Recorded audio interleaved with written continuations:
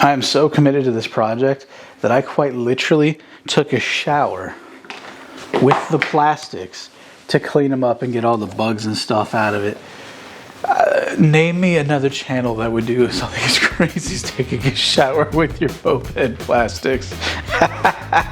What's up, everybody, and welcome back to Car Rant. Today we are embarking on a journey to continue on with the Metruck project, and hopefully by the end of this episode we will be able to start the bike in here and possibly even tune that carburetor for the first time. But before we get anywhere near that, there's a lot more prep work that needs to be done, namely some of the suspension parts and the wiring harness. We want to pre-wire as much as we can, and we want to pre-build as much of the suspension as possible. So without further ado, my name is Nick Lanza, this is Car Rant.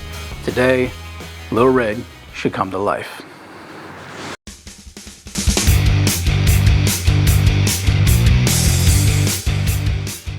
To kick things off, let's take a look at the handlebars. This NCY throttle is a nicely machined part, but we now need to go through the struggle of putting the van's grips on. Y'all don't understand how long it takes to do this. I forgot how difficult doing this can be. Oh, I'm gonna be so sore in the morning. Considering putting that grip on took me nearly 45 minutes, yeah, I can agree. Moving on to the brake levers, you'll notice that this right side has an actual reservoir attached to the brake lever for brake fluid. This will be our front brake. And this left side is simply just for a cable brake. Everything on these uses some form of Allen key. Honestly, if you don't have a book of these laying around, these jobs will be quite the challenge. Next, let's attach the front brake caliper to the adapter that then bolts to the front shocks. The Allen caliper is beautiful, and it comes with its own brake pads pre-installed. Now for the stressful part, I test fit everything for the brake assembly to the hub just to make sure there were no clearance issues. And then we took it all apart to bolt it to the wheel appropriately to make sure it cleared the wheel itself. After this is all said and done, this will all come back apart one more time to make sure the calipers are lined up straight and everything can be put together with that central hub. So we now have a complete front assembly minus the triple tree. The COSO unit has arrived. I've already gone ahead and worked on the wiring harness part of it, just getting it all set up. My only concern, the instructions on the PSP mod mag thing here says that we don't have to worry about the gray and the white, right? What's the purple wire for? The COSO instructions say engine. I don't know what I'm supposed to do with it. I can also say that the taillight assembly is now wired.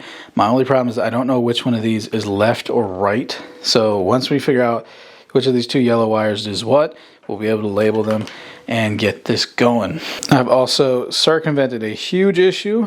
We're now using a GPS tracker instead of a RPMs reader thing. This will solve all the issues that I had with the Ruckus and with the Metropolitan, because the Stretro didn't have this. It had the metered one.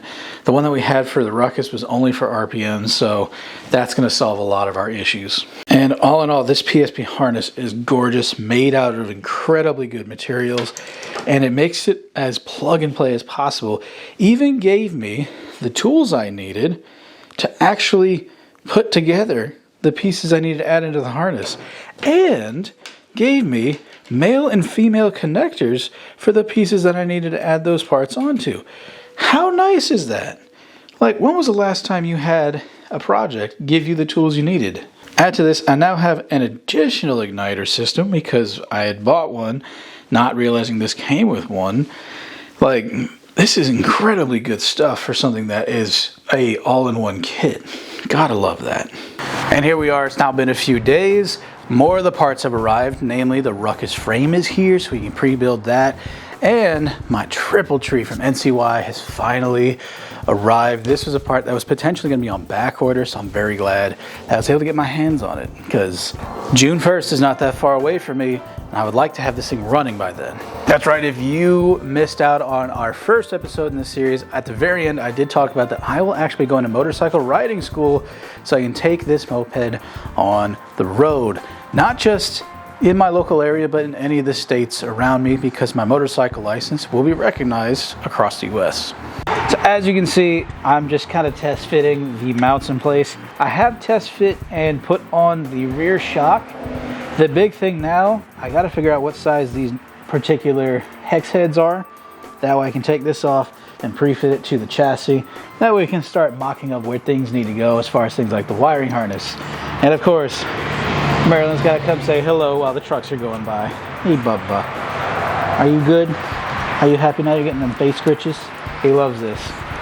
After literally several days of fighting with the top nut on this triple tree, it finally broke loose. I could finally take it apart to start working on installing the new one.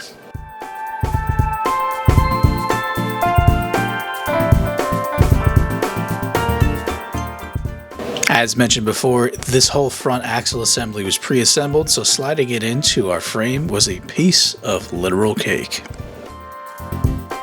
We then ground off using an angle grinder the excess tabs and metal on the center frame to attach the main brace. Unfortunately, I bought the wrong version of this frame. This is actually a 2023 model instead of the 2002 model, so it's got a couple of extra bits here and there. Not to worry, we've grinded them off right now so we can test fit. Later on, I'll come back in and repaint these. That way nothing will get rusty. At this point though, we've kind of figured out roughly where this needs to sit. I'll obviously bring the shock in just a touch more. That way when we shimmy it together, we can make sure it all fits the way it needs to. And then we'll be set. We began laying in the wiring for the harness and found that we really do need to make sure we have all of our lines cleared, so we're going to pre-assemble the front chassis to the rear chassis to make sure everything's the right spot. Then sliding on the very tightly fitting Zen Customs thread adapter to fit the Ruckus style handlebars above the Metropolitan style front fairing. We then attached the newly put together handlebars. With everything now put together, the struggle now became figuring out what wires and parts need to lay in which spaces, given that this wiring harness is meant for a Ruckus but is going on a Metropolitan.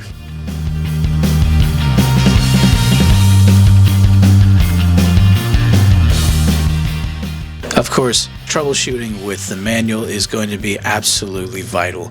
This process takes some time, but once you get it wired right the first time, you don't have to really worry about things being in the way or in the wrong places. The only major adjustment that I will need to make is actually extending the leads for the battery. That way the battery can sit right in front of the engine instead of trying to sit basically where a basket would go behind the cowl. When all the wiring was said and done, we finally get to start it. Hold on, I'm gonna do this.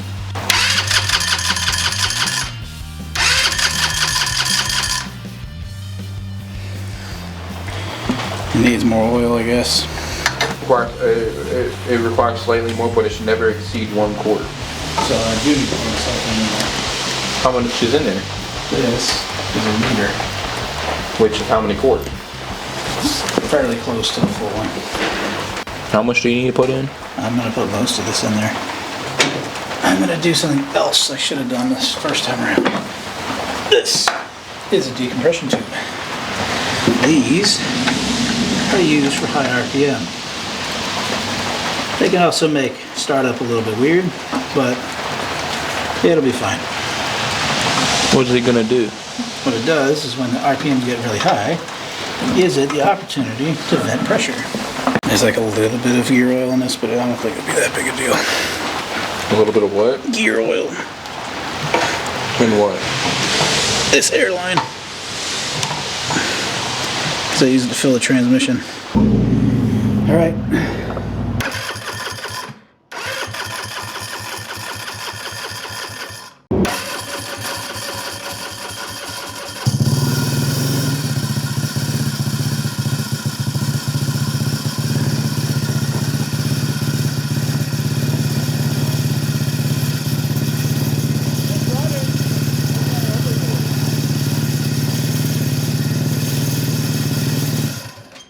It's the belt. It's the belt in here. Something's blocking that, I think. But it ran. Woo! Oh, look at that brinking smoke. See what I was talking about? Let's try it. I want to try it again. Also, I'm trying to figure out what the hissing is. Oh, it's this. I need a thing real fast. What screwdriver? Here we go. That's what's making the noise? Could be. Part of it anyway is air slipping in. Hence why it wasn't stabilizing. And yeah, I legitimately think that some of that noise is the belt from that guy. Alright, let's try it one more time.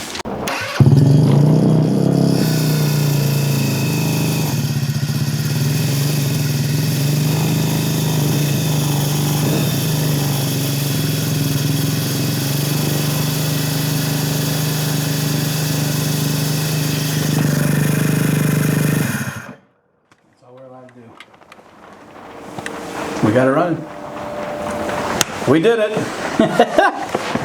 Not running perfectly, but... Oh, the point is, motor turns on.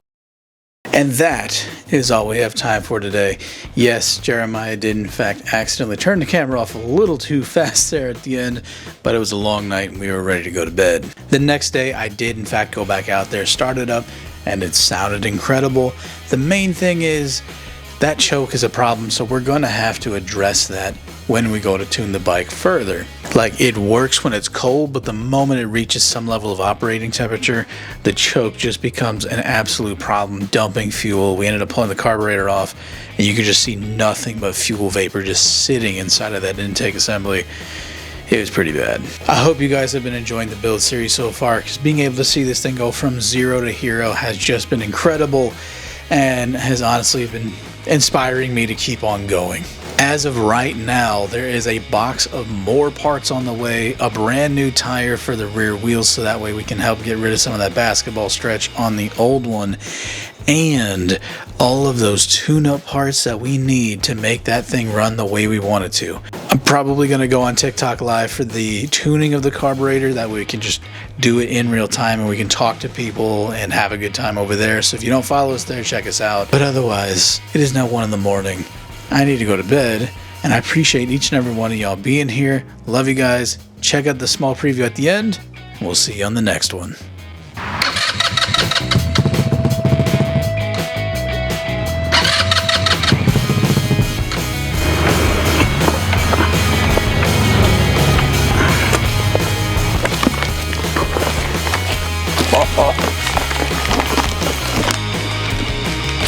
Oh.